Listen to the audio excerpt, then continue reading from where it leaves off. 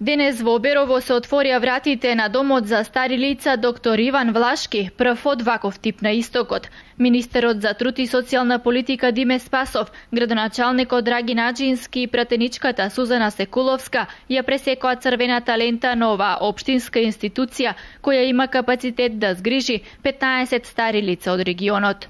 Се работи за прв старски дом, кој што е општинска јавна установа, кој што се отвора во општина Берово, како што можете да видите, ни навистина убави, квалитетни, модерни, современи услови за згрижување на старите лица. Верувам дека приоритет ќе имаат оние кои што имаат пониски примања и кои што се во потешка здравствена состојба. Позитивно е да се истакне што еден стари руиниран објект сега представува една модерна институција како резултат на ангажман на градоначалникот на општина Берово. Би сакал да му честитам за посветеноста, за наоѓање на доволно средства преку донатори за да се реновира целосно овој објект, додека пак Министерството за труд и социјална политика целосно го опреми објектот со соодветна опрема за 24 часовно згрижување на старите лица. Се работи за инвестиција од околу 140.000 евра во прва фаза. Од домот за стари лица во Оберово се подготвува и уште еден објект кој ќе биде втора фаза од овој проект помеѓу општината, инвеститорот и министерството. Повторно фондацијата Холандија, Македонија и општината направија договор за понатамошна соработка и ценејќи дека треба да има одржливост во работењето на проектот, а со овој капацитет одржливоста е сега на границите, се договоривме да изградиме уште еден објект за да го дуплираме капацитетот, со тоа што со зголемувањето на бројот на корисниците ќе има и финансиска одржливост на институцијата на објектите, а и ќе се овозможи поголем број на корисници да престојуваат во објектот.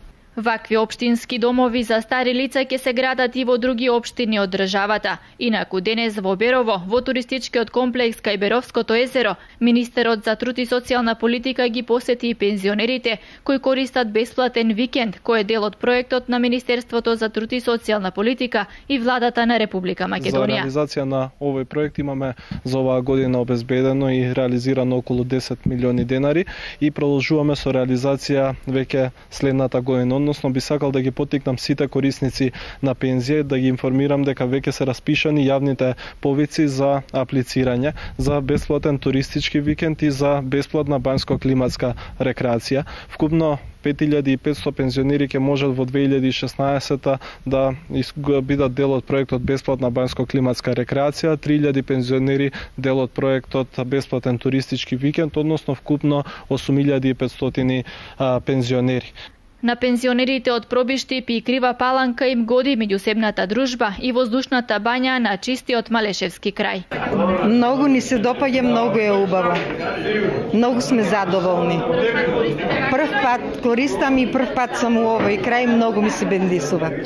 И Берово, и планината, и езерото, се е прекрасно. Многу сме задоволни од амбиентот кој што ни е понуден во овој хотел. Убаво се чувствуваме. Најбитно е што се дружиме и така сакаме и друг пат да добиеме можност да одеме пак на друго место. Градоначалникот Наџински горд што туристичките комплекси во Берово се користат и за вакви крупни проекти кои за пензионерите многу значат. Ние како локални самоуправи, како општини се трудиме да си ги промовираме општините, поготово тие кои како приоритет го развиваат туризмот како стопанска гранка и мислам со тоа што и Берово е одбрана од страна на Министерството за труд и социјална политика како туристичка дестинација за посета на пензионерите и учество на тој проект, мислам дека најдобро можат тие да го промовираат туризмот, да ги промовираат убавините на Малешевијата. За пензионерите значи уште еден проект кој е многу добро прифатен, уште повеќе што еве и сега додека трае конкурсот за идната година има големо интересирање, се јавуваат по здруженијата на пензионерите во фондот и така натаму. Мислам дека ќе има сигурно над 20.000 пензионери што ќе конкурираат за овие 3000 луѓе што ќе користат овој бенефит идната година. Проектот за бесплатен туристички викенд продолжува и во 2016 година, најави министерот Спасов.